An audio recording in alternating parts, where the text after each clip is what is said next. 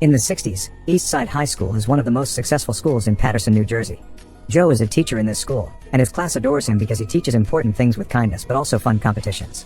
One morning, his class is interrupted by fellow teacher Frank, who tells him they're holding a meeting of the union executive board without them. Furious, Joe bursts into the meeting and yells at everyone for not supporting his reform ideas and always giving up as soon as the local government asks them to keep things quiet. Tired of Joe's behavior, the board agrees to transfer him to another school. 20 years later, Eastside High has deteriorated to the point where it's called a cauldron of violence.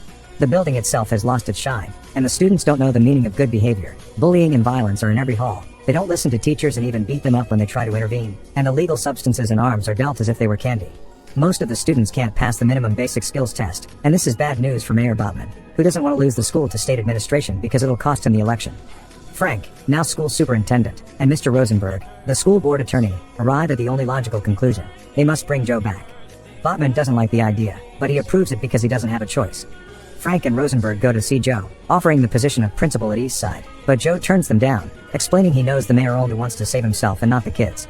However, Frank gets him to change his mind by pointing out that Joe hasn't made a difference so far with all his crazy Joe routine and he shouldn't take that to his grave. The next day, Joe shows up at Eastside as the new principal. He holds a meeting with the other teachers and immediately puts his autocracy into play, saying he's the only one that speaks in his meetings.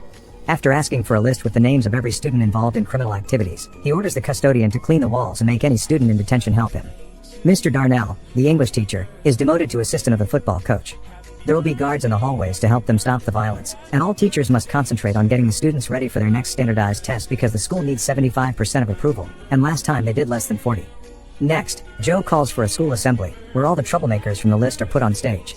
When Joe comes over, he bumps into Kenisha, who is happy to see him because he used to be her elementary school principal. Joe gets on the stage and asks for silence, but nobody pays attention to him, and the troublemakers laugh when he asks them to sing the school song. Seeing them as incorrigible, Joe decides to expel all the troublemakers, promising the rest of the kids that nobody will bother them anymore. Security takes all the students off the stage, and this is enough to make everyone else calm down, especially when Joe tells them they could be next if they don't study hard. In the afternoon, Joe has a meeting with all the parents. Liana, the mother of one of the expelled kids, is furious about what happened, and many parents support her.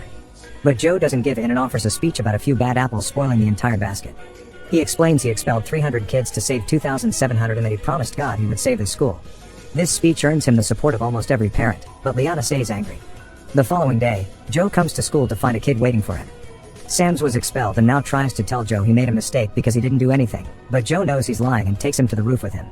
He calls Sams a coward for not telling his parents he was expelled and tells him consuming those illegal substances will kill him, so if he wants to die this badly, he should jump. Sams obviously refuses and promises he'll do better, and Joe accepts to give him a second chance, but if he messes up again, he'll be out for good. During lunch, Joe goes from table to table hearing what the students have to say and offering some advice. He's happy to see Ray is wearing a suit, which sets an excellent example, unlike Sams and his friends who dress sloppily. When he notices them bothering a girl, Joe makes them stand up and calls out their clothes choice in front of everyone, then asks them to sing the school song. He also reminds the entire room that nobody should move during the school song, so when Darnell bends over to pick up some trash, Joe sends him to his office. The boys don't know the lyrics anyway, causing Joe to give them detention and inform everyone that from now on, they all should be ready to sing the school song on command or there will be consequences. Afterward, Joe goes to see the music teacher Elliot to tell her about the new rule. Elliot accepts it, but she'll teach the school song after they're done training for an incoming choir concert in New York. The kids are practicing Mozart, and Elliot would like their work to be respected. She calls out Joe, saying he doesn't like other adults standing up to him, and Joe reacts by firing her and canceling the concert so the students can concentrate on the incoming test. From now on, the pianist Mrs. Powers will be in charge of the music class. Afterward, during his meeting with Darnell, Joe gets called out again. Darnell thinks he's being treated as trash and wants the principal to remember these are his students as well. This ends up with Darnell getting suspended. Vice Principal Joan tries to make Joe see reason, explaining Darnell is more than just a coach and that nobody understands what Joe is doing, but Joe responds that's exactly how he likes it. The day of the practice test comes and all the students feel it the best they can as the teachers keep a close eye on them. Joe doesn't want to wait long for the results, so he sends Joan to the school board to ask for the letter directly. One morning, the special presentation a student is doing for the local press is interrupted by an attack in the cafeteria. One of the expelled boys came back and is beating up Ray. He's also got a knife. Joe quickly catches him and wonders how he got in. Security tells him someone must have let him in from the inside. At that moment, Joe decides all school doors will be locked and chained. Sometime later, Joe finds Kenisha feeling upset.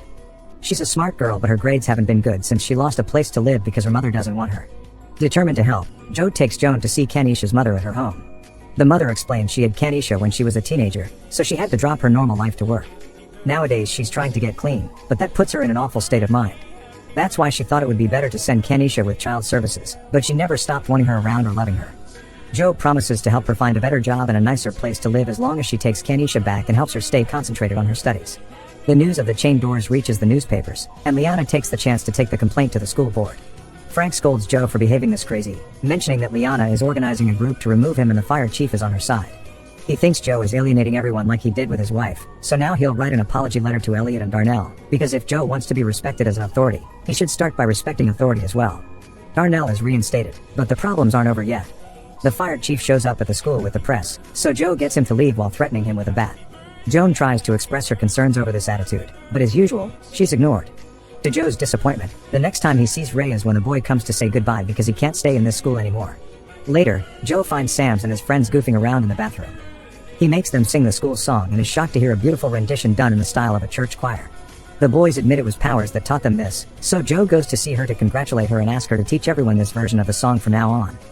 The results of the practice test arrive and Joe is disappointed to see they only scored 33%. He calls all the teachers to the gym and tells them their inefficiency is to blame for these poor results, so they have to work harder. Joe wants to start a tutoring program and an extra course on remedial reading on Saturdays, but a teacher points out it's hard to make the kids come on weekends. His plan is that they'll go to every student's house and talk to their parents to get them involved, perhaps even invite them to come too if they don't know how to read. The following weeks, teachers and students work hard to get ready for the test, and Joe's as involved with his students as possible. This is still not enough for Liana, who together with the fire chief goes to talk directly to Botman.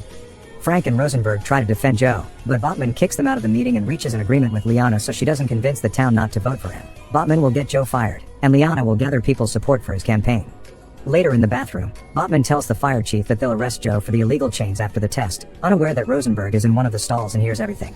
Rosenberg informs Frank of this and they go to warn Joe, who quickly comes up with a plan. When the security guards see the chief coming, they'll call code 10 through the walkie-talkies and the teachers can temporarily remove the chains.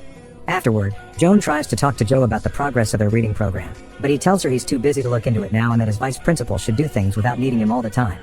At the end of the day, Joan asks Joe for a transfer, explaining how frustrating it is to work with him. She calls him an egomaniacal windbag that whips people who can't fight back and points out half the staff feels the same way. They just haven't walked out yet because they care about the kids. Joan, however, has had enough of his lack of respect and support for the teachers, so she wants out. The next day before assembly, Joe gives Joan her transfer papers.